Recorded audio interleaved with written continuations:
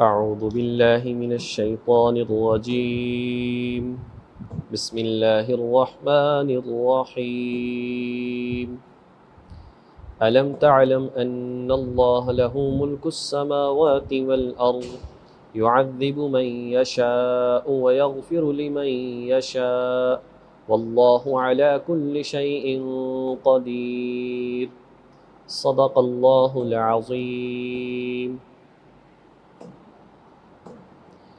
ألم تعلم أن الله له ملك السماوات والأرض، کیا تم نہیں جانتے کہ بے شک اللہ ہی کے لیے ہے آسمان اور زمین کی بادشاہت. یعذب من یشاء، وہ جسے چاہتا ہے عذاب دیتا ہے. ویغفر لمن یشاء، اور جسے چاہتا ہے معاف کر دیتا ہے. واللہ علی کل شیء قدیر، اور اللہ تعالی ہر چیز پر قدرت رکھنے والا ہے. اس آیت کریمہ میں اللہ تبارک و تعالیٰ کی قدرت، اللہ رب العزت کا اختیار، اللہ رب العزت کا خالق اور مالک ہونا، اس بات کو بیان فرمایا. اللہ ہی بادشاہ ہے، اللہ جو چاہے، کوئی اللہ سے پوچھنے والا نہیں. اللہ کا نظام اللہ کی مرضی کے مطابق چل رہا ہے، اور یہ نظام حکمت کے مطابق چل رہا ہے. اللہ کسی پر زیادتی نہیں فرماتے. مطلب یہ ہے کہ اللہ جانتا ہے کہ کس کے ساتھ کیا معاملہ کرنا ہے. اللہ پاک نے ہر انسان کو اختیار دے دیا ہے نعمتیں عطا فرما کر، اب چاہے جیسی مرضی زندگی گزارو. لیکن ایک دن موجود ہے. اللہ کا قانون تو یہی ہے کہ گنہگار کو سزا ملے گی، لیکن اللہ چاہے تو گنہگار کو بھی معاف کر دے اور اسے بھی اولین جنت میں داخل کر دے. اللہ سے کوئی پوچھنے والا نہیں ہے. قرآن و سنت میں اصول یہی بیان فرمایا ہے کہ کفر اور شرک، اس دنیا میں انسان توبہ کر لے تو توبہ قابل قبول، لیکن اگر انسان کفر اور شرک سے توبہ نہیں کرتا اور اسی طریقے سے دنیا سے چلا جاتا ہے تو قرآن و سنت میں یہی بات ہے کہ یہ بندہ ہمیشہ کے لیے پھر دوزخ میں رہے گا. اور چاہے کتنا ہی نافرمان ہو، لیکن مسلمان ہے تو ایک نہ ایک دن جنت میں ضرور جائے گا. اس کے بعد کی جو آیات آنے والی ہیں، تقریباً یہ 10 آیات خاص کچھ واقعات کے حوالے سے ہیں، جس میں سے ایک کا تذکرہ اگلی آنے والی جو آیت ہے اس کے اندر بیان فرمایا ہے. اس کو پہلے سماعت فرما لیں تاکہ ترجمے کا سمجھنا آسان ہو. دراصل خیبر میں 100% یہودیوں کی جو ہے آبادی تھی، اور ان کے ہاں معاملہ یہ تھا، چونکہ وہ تورات کے پڑھنے پڑھانے والے تھے اور تورات کے ماننے والے تھے، اور اس کے اندر جو ہے سزائیں اور اسی طریقے سے حدود کو بیان فرمایا گیا تھا. اور چونکہ پہلی کتابوں میں قرآن کریم کے بعد اگر کسی کتاب کا مرتبہ اور مقام ہے تو وہ تورات کا ہے، اور یہی سب سے بڑی کتاب تھی، اور اسی کو بہت بڑا ایک زمانہ ملا. تو خیبر میں 2 بڑے خاندان تھے. ان میں سے ایک لڑکا اور لڑکی، مرد اور عورت شادی شدہ، انہوں نے جو ہے زنا کر لیا. اب اس کے بعد جو ہے انہوں نے اپنی مرضی سے جو ہے لوگوں نے سزائیں بنا رکھی تھیں. مالدار کوئی گناہ کرتا تو اسے جو ہے ہلکی پھلکی سزا دیتے، یا جو شریعت میں ہے اسے چھوڑ کر کوئی اور سزا دیتے، اور اگر غریب کرتا تو اسے شرعی سزائیں دیتے. جیسے مثال کے طور پر اس واقعے میں انہوں نے چاہا کہ یہ بڑے خاندان کے 2 لوگ ہیں، لہٰذا ان کو جو ہے بس ہلکے پھلکے کے کوڑے مار کر جو ہے بس سزا دے لی جائے، کافی ہے. لیکن لوگوں کا مطالبہ بڑھا، غریب لوگوں کا احتجاج شروع ہو گیا کہ سزا تو ہماری کتاب کے اندر یہ موجود ہے، چونکہ یہ شادی شدہ ہیں ان کو سنسار کر دیا جائے، ان کو رجم کر دیا جائے، سزائے موت ہے ان کے لیے. لیکن وہ نہیں چاہتے تھے. جب احتجاج زیادہ بڑھا تو ان لوگوں نے مشورہ یہ کیا کہ اس معاملے کو نبی پاک صلی اللہ علیہ وسلم کے پاس لے چلتے ہیں، اس لیے کہ آپ کی جو شریعت ہے وہ باقی شریعتوں سے ذرا نرم ہے.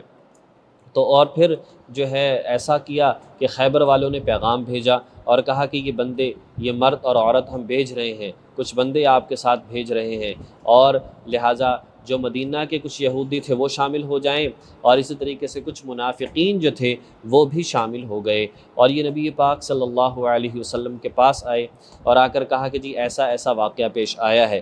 لیکن پیچھے سے ان کو ہدایت یہ تھی یہودیوں کی طرف سے، خیبر والوں کی طرف سے، کہ اگر وہ سزا دیں کہ جی چند ایک کوڑے ہیں وہ بس وہ مار لیے جائیں، پھر تو اس سزا کو قبول کر لینا، جرمانہ دیں اس سزا کو قبول کر لینا۔ لیکن اگر وہ بھی سزا یہی دیں کہ سنسار کیا جائے گا اور رجم کیا جائے گا تو اس سزا کو ہرگز قبول نہ کرنا۔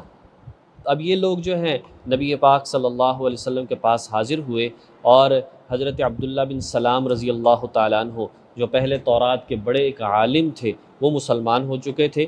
جب اس طرح سے لوگ آئے تو آپ علیہ الصلاۃ والسلام نے حضرت عبداللہ بن سلام رضی اللہ تعالیٰ عنہ کو کہا کہ تم آ جاؤ اور میرے ساتھ بیٹھ جاؤ، اور اس کے بعد کہا کہ بلاؤ، اب ان لوگوں کو بلاؤ، اور پھر فرمایا کہ تم میں کون ہے جو اپنی کتاب میں سے پڑھ کر سنائے گا؟ تو ابن سوریہ، یہ بھی اپنی کتاب کا بڑا عالم تھا لیکن بڑا شاطر بھی تھا، تو یہ آیا اور اس نے جو ہے فرمایا آپ علیہ الصلاۃ والسلام نے کہ جہاں پر زنا، جو شادی شدہ مرد و عورت ہیں، ان کی سزا کا تذکرہ ہے، وہاں سے اس کو پڑھنا شروع کرو۔ تو اس نے پڑھنا شروع کیا، جب پڑھنا شروع کیا تو جہاں پر یہ بات آئی کہ جی شادی شدہ اگر زنا کر لیں اس کو رجم کر دیا جائے، اس کو سنسار کر دیا جائے، تو اس بات کو چھوڑ کر اس نے آگے سے پڑھنا شروع کر دیا۔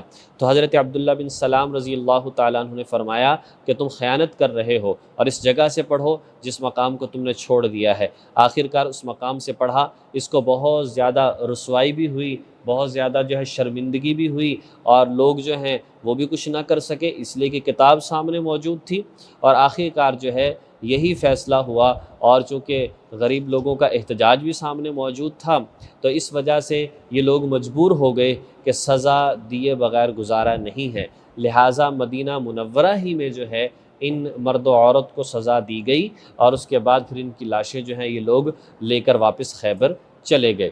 اس واقعے کے حوالے سے یہ آیات ہیں۔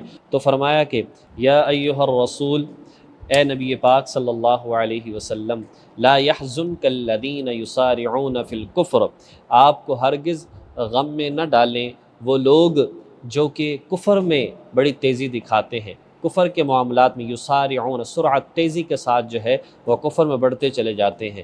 من الذین قالوا، ان لوگوں میں سے ہیں قالو جو کہتے ہیں آمنا بافواہہم، ہم ایمان لے آئے، اور یہ کہتے کیا ہیں؟ بافواہہم، صرف اپنے منہوں سے، یعنی ان میں سے کچھ لوگ تو ایسے تھے نا جو منافقین یہاں سے مل گئے تھے، تو ان کے بارے میں فرمایا کہ یہ لوگ کون ہیں جو صرف اپنے منہ سے تو کہتے ہیں کہ ہم مسلمان ہو چکے ہیں، وَلَمْ تُؤْمِنْ قُلُوبُهُمْ، لیکن ان کے دل ایمان نہیں لائے ہیں، وَمِنَ الَّذِينَ هَادُوا، اور کچھ کا تعلق یہودیوں میں سے ہے جو کہ یہاں کے مدینہ کے کچھ رہنے والے تھے اور خیبر سے ساتھ آئے تھے، سماعون، یہ سننے کے عادی ہو چکے ہیں، للکذب، جھوٹ کو، سماعون لقوم آخرین، تو یہ آپ کی باتوں کو سن رہے ہیں، لقوم آخرین، دوسرے لوگوں کی خاطر، دوسری قوم کی خاطر۔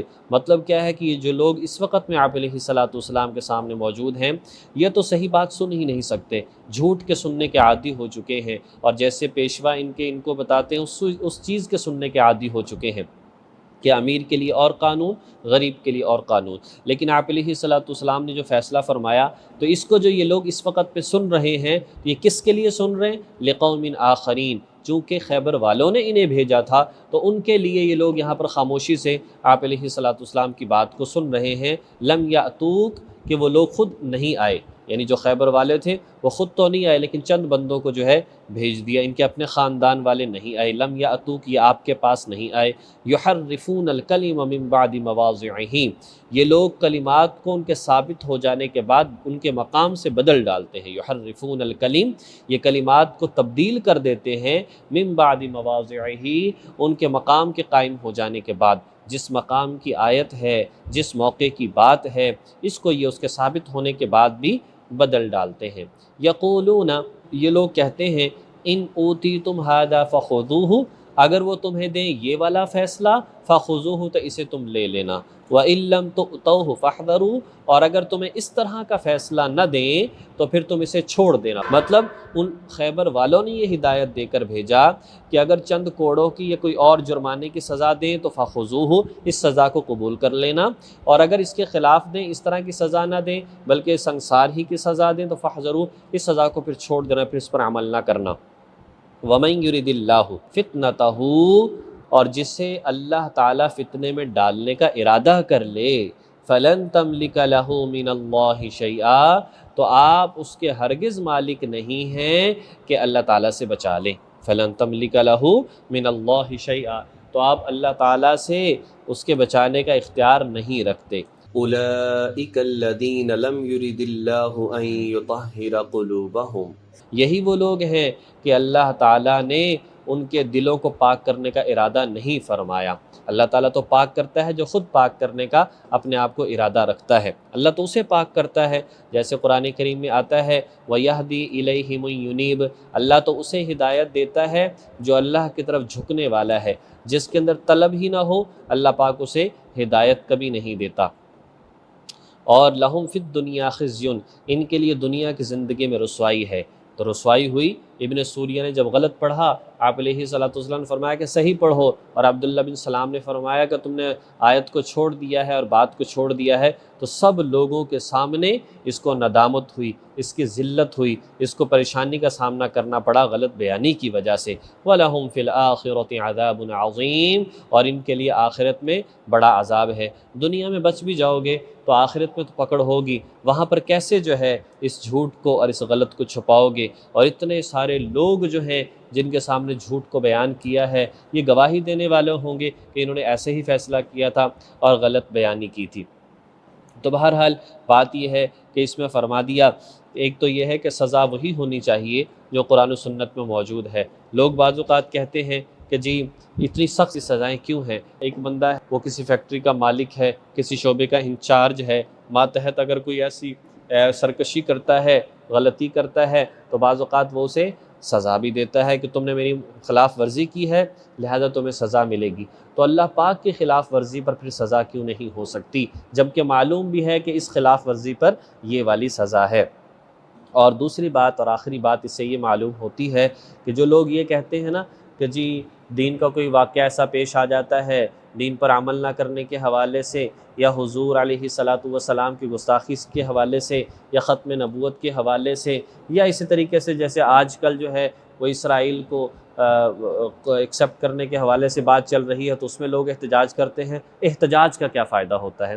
بھئی احتجاج کا بالکل فائدہ ہوتا ہے، احتجاج کا فائدہ ہوتا ہے، اور باہر کے لوگ تو اس بات کو چیک کرتے ہیں مسلمانوں کا ایمان کتنا باقی رہ چکا ہے۔ اگر ہم حضور علیہ صلاۃ والسلام کی ناموس کے قانون کو چھیڑتے ہیں تو آیا مسلمان متحرک ہوتے ہیں یا نہیں ہوتے؟ وہ اس بات کو دیکھتے ہیں مسلمان کس نام پر اس وقت میں اکٹھے ہوتے ہیں، تو وہ دیکھتے ہیں کہ مسلمان بے شک آپس میں لڑتے ہوں لیکن حضور علیہ صلاۃ والسلام کی ذات گرامی پر تمام مسلمان اکٹھے ہو جاتے ہیں، پاکستان کے دفاع پر تمام مسلمان اکٹھے ہو جاتے ہیں، لہٰذا وہ اس چیز کو چیک کر کے پھر آرام سے بیٹھ جاتے ہیں۔ تو وقتاً فوقتاً جو ان قوانین کو چھیڑا جاتا ہے یا حضور علیہ صلاۃ والسلام کے حوالے سے غلط باتیں یہ لوگ نکالتے ہیں اپنی زبانوں سے، تو یہ چیک کرنے کے لیے کرتے ہیں کہ آیا مسلمان اس کا ایمان کمزور ہوا ہے یا نہیں ہوا۔ تو مسلمان جب نکلتے ہیں الحمدللہ، چاہے عالم ہے غیر عالم ہے، ہر طرح کے لوگ، ہر طبقے کے لوگ جب نکلتے ہیں اور اپنی آوازوں کو بلند کرتے ہیں اور اپنے احتجاج ریکارڈ کرواتے ہیں، پھر پتہ چلتا ہے کہ جی اس طریقے سے ابھی تو مسلمانوں کے اندر ایمان باقی ہے۔ اور ماضی کے اندر یہ سلسلہ چلتا آیا ہے، اور احتجاجوں کے ذریعے سے یا تو یہ ہے کہ عملی قدم اٹھایا جائے جو کہ اسٹیٹ کی ذمہ داری بنتی ہے، ورنہ عوام تو یہی کر سکتے ہیں کہ وہ اس موقع پر اپنی بتائیں کہ جی تم نے ہمارے ایمان کو مجروح کیا ہے، تم نے ہمارے دل کو ٹھیس پہنچائی ہے، تم نے ہمیں نقصان پہنچایا ہے، اور اس موقع پر ان باتوں میں ہم کمپرومائز کرنے والے نہیں ہیں۔ اگر تم لوگوں نے کوئی قدم نہ اٹھایا، یعنی مسلمان حکمرانوں نے یا غیروں نے غلط کرنے کی کوشش کی، تو ہم اس بارے میں پھر آرام سے بیٹھنے والے نہیں ہیں۔ تو بہرحال یہ ہے کہ ہمیں اپنے معاملات کے اندر اس بات کو دیکھنا چاہیے کہ شریعت کا کیا اس وقت میں حکم ہے اور اس پر کیسے عمل کرنا چاہیے۔ ایسا نہیں ہے کہ کسی لیے کوئی اور حکم ہو اور ہم کسی تعلق کی بنیاد پر، رشتہ داری کی بنیاد پر، اور اسی طریقے سے اپنے زبان والے ہونے کی بنیاد پر جو ہے ایک غلط کام میں اس کا ساتھ دے دیں، کل آخرت میں کیسے اس چیز کا مقابلہ کریں گے؟ اللہ تبارک و تعالی ہمیں صحیح طریقے سے قرآن پاک کو سمجھ کر اس پر عمل کرنے کی توفیق نصیب فرمائے۔